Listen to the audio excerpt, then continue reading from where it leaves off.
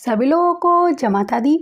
आज मैं बताने वाली हूँ आपको हमारे घर में लड़ाई झगड़े का क्या कारण हो सकता है, वो कौन सी गलतियाँ हैं, यानी वो कौन सी 10 गलतियाँ हैं जो हमारे घर में अक्सर होती हैं और वो बनती हैं गृह कलह का कारण। वो सारी चीज़ें मैं आपको बताऊँगी, 10 गलतियाँ आपको बताऊँगी और इनके उपाय भी आपको बताऊँगी। अगर आपने ये उपाय कर लिए तो आप देखोगे आपके गृह कलेश में धीरे-धीरे निरंतर कमी आना शुरू हो जाएगी। तो सबसे पहले हम बात करते हैं वो 10 गलतियाँ जो अक्सर घर में पाई जाती हैं। इनमें से अगर 5 गलतियाँ भी आपके घर में मिल रही हैं यानी मैच कर रही हैं तो यकीन मानिए ये ही गृह कलेश का कारण है।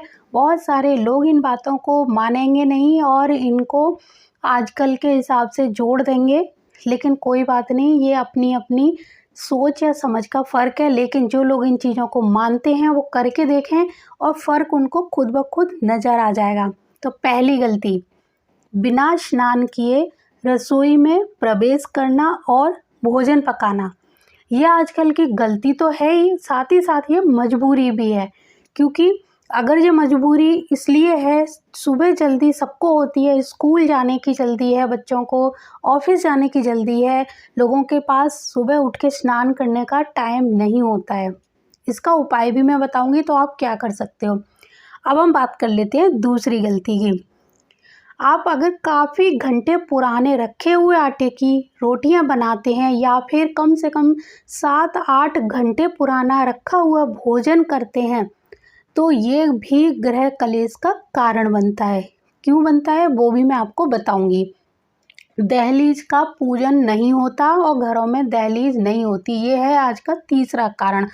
लोगों के घरों में दहलीज नहीं है और दहलीज में होता है राहु देवता का प्रवेश। अगर दहलीज नहीं होती है तो दहलीज नहीं है तो राहु महाराज घर में आके तांडव कराते हैं, उनका काम ही घर की शांति भंग करना है। नंबर 4, दक्षिण पश्चिम दिशा में रसोई घर होना। नंबर 5, जूते चप्पल पहनकर भोजन पकाना या रसोई में प्रवेश करना।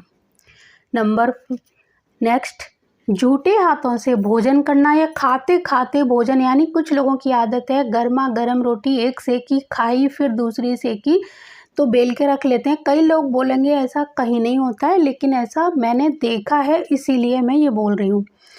अगला, रखे हुए जो आटा है उसकी रोटियां यानी बासी आटे की रोटियां पकाना। एक दिन पुराना रात को आटा बच गया, उसको रख दिया फ्रिज में, अगले दिन निकाला, उससे बना ली रोटी। ये होता है लड़ाई झगड़े का कारण।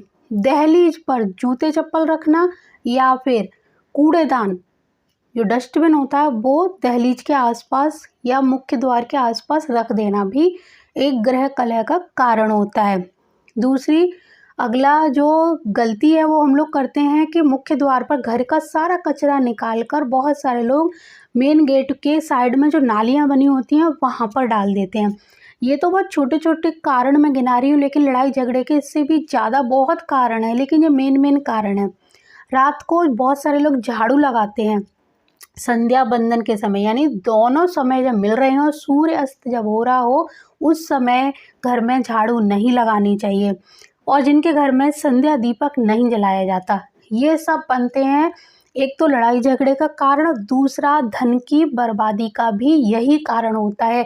दोनों एक दूसरे के पूरक हैं, चाहे इसको धन की बर्बादी से जोड़ लीजिए या फिर इसको गृह कलह से जोड़ लीजिए। अगर ये दोनों नियम आप फॉलो करते हैं तो आपकी गृह कलह भी शांत होगी और आपकी इनकम में भी बढ़ोतरी होगी। घर की सुख और समृद्धि, सुख क्या कब होगा, जब घर में शांति होगी, और समृद्धि कब आएगी, जब घर में शांति होगी तभी समृद्धि आएगी। और समृद्धि का मतलब पैसा नहीं है, समृद्धि का मतलब है घर में सुख और शांति। जब माहौल अच्छा होगा तो इंसान अपना काम भी अच्छे से कर पाएगा और मन लगा के जब काम करेगा तो फिर पैसा भी आसानी से आ जाएगा। माँ लक्ष्मी भी ऐसे घर में टिकती हैं, यानी माँ लक्ष्मी अपने जो कृपा के द्वार हैं वो खोल देती हैं और वो ऐसे घर में अपना वास बना लेती हैं जहाँ पर ये सारी चीज़ें नहीं होती। अब आपको क्या करना है इसके बारे में मैं बताती हूँ।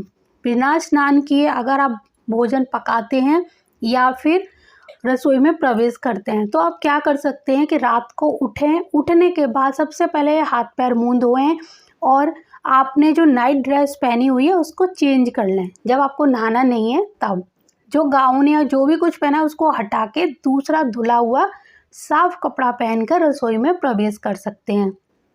तब आप बना सकते हैं सुबह का नाश्ता, जो आप नहाने से पहले बनाएंगे। ठीक है, नहाने के बाद फिर आप गाय की रोटी निकाल के जो बनाते हैं वो बना लीजिए।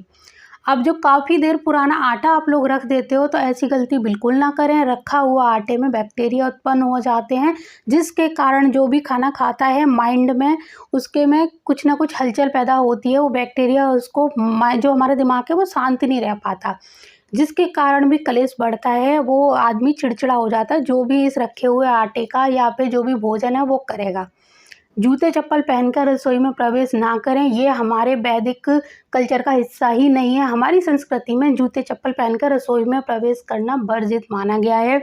बहुत ज़्यादा मजबूरी है तो नीचे आप कोई बोरी बिछा लीजिए, कोई पायदान डाल लीजिए। अगर आपसे नहीं चला जाता है नंगे पैर तो जूते चप्पल भी आपको बहुत ज़्यादा मजबूरी है पहननी है तो कोई एक नई चप्पल लेकर आइए, बिल्कुल जो सिर्फ रसोई के अंदर हो और रसोई में ही उतार के वापस बाहर निकलिए। पूरे घर में जूते चप्पल पहनकर कभी भी घूमना नहीं चाहिए, ये हमारी सभ्यता के खिलाफ माना जाता है। घरों में कलह और सुख समृद्धि ना आने का यही भी बहुत बड़ा कारण माना गया है। दक्षिण दिशा में अगर आपकी रसोई घर बना हुआ है तो आप क्या कर सकते हैं, यानी दक्षिण पश्चिम में नैऋत्य कोण में रसोई घर है, वो घर की जो कलह है उसके लिए बहुत ज़्यादा माना गया है कि घर की कलह को बढ़ाता है, क्योंकि वहाँ पर होता है राहु का वास। राहु का काम ही है घर की कलह को, मतलब घर की जो शांति है उसको भंग करना। तो इसीलिए वहाँ पर रसोई घर ना हो तो ही अच्छा है। अगर वहाँ रसोई घर बन गया है तो वहाँ पर पीला बल्ब जलाकर रखें और घर के अग्नि कोण में एक दीपक या मोमबत्ती कम से कम 24 घंटे में 1 घंटे जले, ऐसी व्यवस्था वहाँ पे कर दें। अब जो रात का बचा हुआ आटा है पहले तो उसको रखना ही नहीं है। फिर भी अगर आटा बच जाता है आप कोशिश करें उतना ही आटा मारें जितनी ज़रूरत है। अगर वो बच गया तो उसकी रात को 2 या 3 रोटियां बनाकर बाहर कोई कुत्ते, गाय, भैंस, कोई जानवर आपको दिखता हो उसको खिला दें। ठीक है, क्योंकि बचे हुए आटे में अगर आप सुबह जाके खाना बनाओगे तो बैक्टीरिया तो होंगे, दूसरा जो रात का आटा होता है उसमें भी राहु का आधिपत्य हो जाता है, यानी राहु महाराज उस आटे में प्रवेश करते हैं और जब खाने के बाद वो दिमाग में आदमी के उंगली करना शुरू कर देते हैं और उल जुलूल हरकतें बनता, यानी किसी को गुस्सा दिलाने की कोशिश करते हैं। तो कोशिश करें, आप ख़ास तौर से देखेंगे बच्चों में जो बहुत ज़्यादा है, मैदा खाने से, पिज़्ज़ा बर्गर ऐसी चीज़ें खाने से बहुत ज़्यादा गुस्सा आने लगा है। तो मैदा की चीज़ें बिल्कुल बंद कर दें और रखे हुए आटे की, बच्चे अगर खाना खाने वाले हैं तो उसके 1 घंटे पहले तक आप खाने का यूज़ करवा दें। 1-2 घंटे बाद उस खाने को बच्चे को ना दें। बच्चों में बहुत ज़्यादा तीव्रता से ये काम करता है, यानी रखा हुआ आटे की रोटी या सब्ज़ी जो भी आप बच्चे को खिलाओगे तो बच्चे में बहुत जल्दी परिवर्तन हो जाएगा उसके स्वभाव में और वो बहुत ज़्यादा चिड़चिड़ा हो जाएगा। दहलीज पर कभी ना तो बैठना चाहिए, ना जूते चप्पल रखने चाहिए। दहलीज बहुत ही पवित्र स्थान माना गया है, इसकी पूजन होनी चाहिए, यहाँ पर एक दीपक जला के रखना चाहिए। ख़ास तौर से अमावस्या के दिन तो दहलीज पर दीपक जलाना ही चाहिए। अगर रोज़ जला सकते हैं तो बहुत अच्छा रहेगा। एक दीपक आपको कम से कम 2 दीपक अमावस्या के दिन दोनों तरफ जलाएं, क्योंकि अमावस्या का जो रात होती है या दिन होता है वो जो आसुरी शक्तियाँ हैं उनको काफ़ी उग्र कर देती है अमावस्या की रात। तो संध्या के समय क्या होता है, आसुरी शक्तियाँ बहुत ज़्यादा बढ़ जाती हैं, उनकी ताकत बहुत बढ़ जाती है, डबल हो जाती है।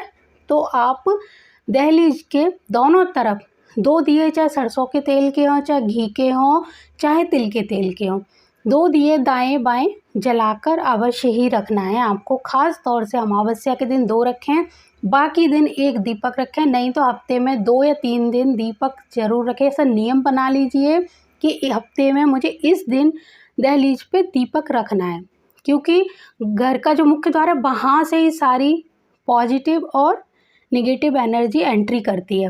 तो अगर आप मुख्य द्वार को बहुत अच्छा बना लेंगे तो पॉजिटिव एंट्री अपने आप आ जाएगी। और अगर वहाँ दीपक रखेंगे तो जो नकारात्मक ऊर्जा है वो घर में प्रवेश नहीं करेगी। संध्या के समय दीपक ज़रूर जलाना चाहिए घर के मंदिर में। बहुत सारे लोग ऑफिस से लेट आते हैं, वो बोलते हैं कि हम शाम को दीपक नहीं जला पाते। तो कोई बात नहीं, अगर आप दीपक नहीं जला पाते तो भगवान के मंदिर में एक लाइट लगा के रखिए जो जलती रहे। छोटे छोटे जो बल्ब आते हैं उस तरह की व्यवस्था करके जाएं। आपको सुबह से ही उसको ऑन करके जाना है। अगर बीच में आप घर आते हैं तो उस बटन को ऑन करके जाएं। तो कम से कम शाम के समय भगवान के मंदिर में अंधेरा नहीं होना चाहिए।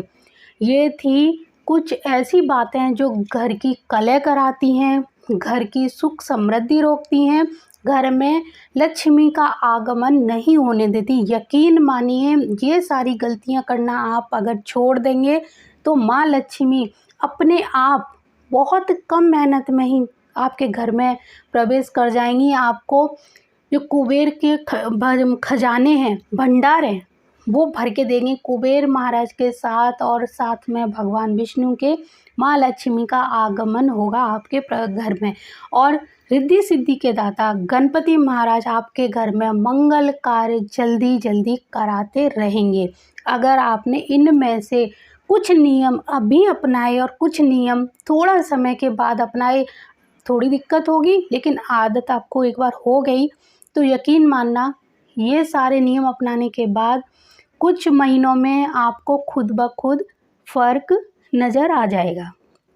अभी मैं चलती हूँ, फिर आती हूँ किसी अच्छी और नई जानकारी के साथ। अगर आपको इसमें कोई भी डाउट हो, कुछ पूछना हो और भी कुछ ऐसी बातें हैं जो रह गई हैं तो आप वो भी पूछ सकते हैं कि हम क्या करें। कोई भी उपाय अगर मेरे मन में ऐसा आएगा जो आपके मतलब काम आने वाला है तो मैं उसको लेकर भी आऊँगी। और अगर आपके मन में कोई क्वेश्चन आता है तो आप भी पूछ सकते हैं। तब तक के लिए जय माता दी, जय गुरुदेव और जय सिया राम।